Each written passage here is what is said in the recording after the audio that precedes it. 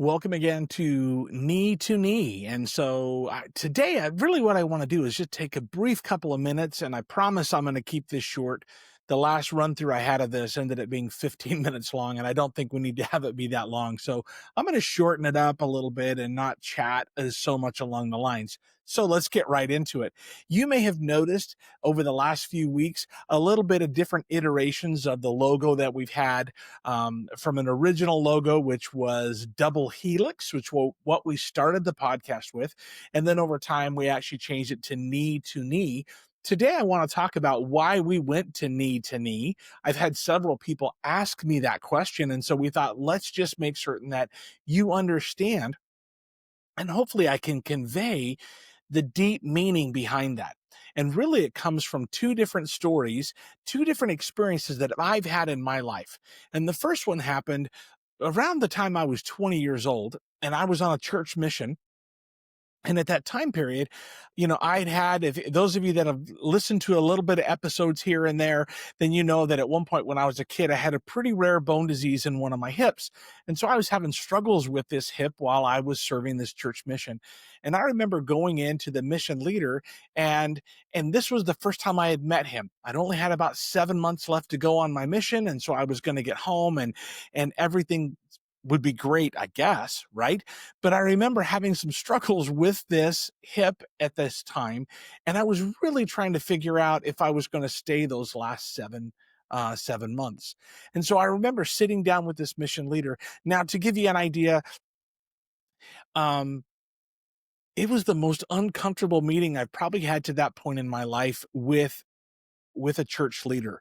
And so instead of sitting in his from in behind his desk, he actually had the chairs. So, instead of a desk in between, he actually came and brought his chair out, and he was actually sitting literally, we were almost knee to knee. And I remember feeling at that point, I wanted to lean back and just get a little step away because he was in that comfort bubble of mine. But what I found within just a few moments of sitting down with this good man was that he had created a safe environment for me to feel comfortable. Now that might sound odd with inside my bubble, but what he did is, number one, he made certain that he actually made contact. Now we're not talking the creepy kind of contact where you're making eye contact and now I'm just staring through your soul, right? No, he actually just a soft eyes, paid attention, and really listened. He would ask questions, I would give an answer, we would have a communication, some conversation, and he really, really seemed, from my point of view, to deeply want to hear and listen to what I was sharing. Within a short period of time of that in that meeting, I found myself, instead of leaning back, I began to lean in a little bit as well. And so that good man, I just had great love for him right up until he passed away a few years ago. And then the next story that I will share with you, it was another instance of where knee to knee had a dramatic impact on how I looked at things.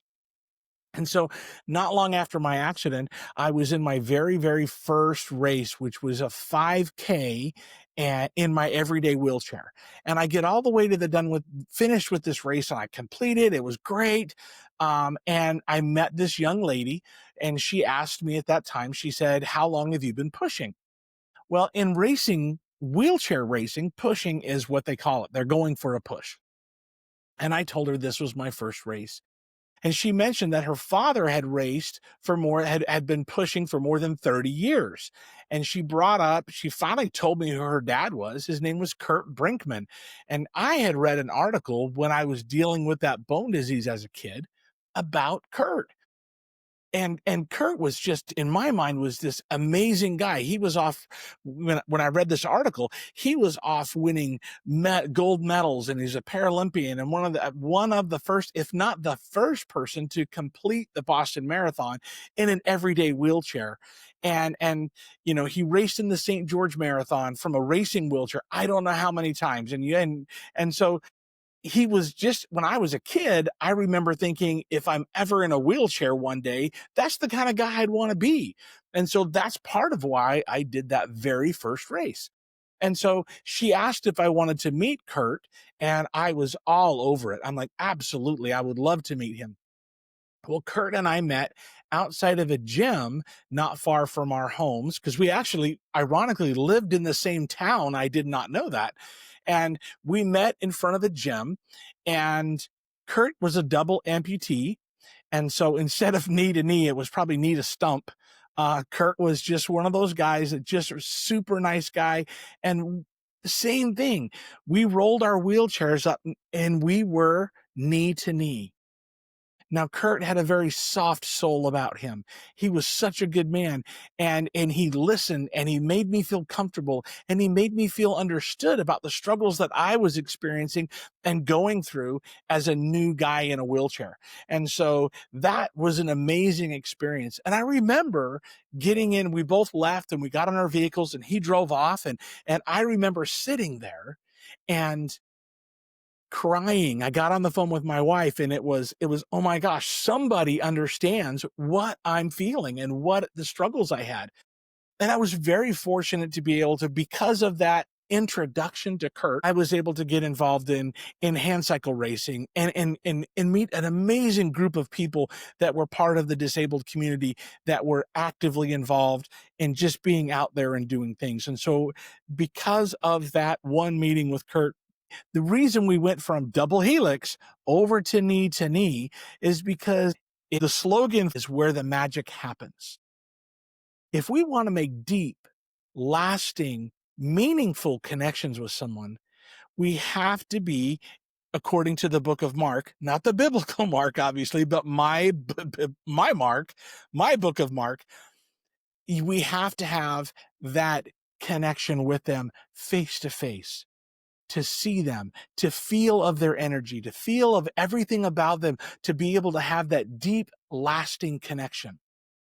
I was fortunate enough to be close with Kurt up until the day he passed away, which was in 2010. And still, Kurt and Niall Sorensen, both of these good men, actually were able to help me be able to see beyond just where I was at. Knee to knee begins with truly listening and making a connection with others, because I am of the deep belief that those connections that we have a direct impact on our physical, our mental, emotional, and our spiritual health, our overall health.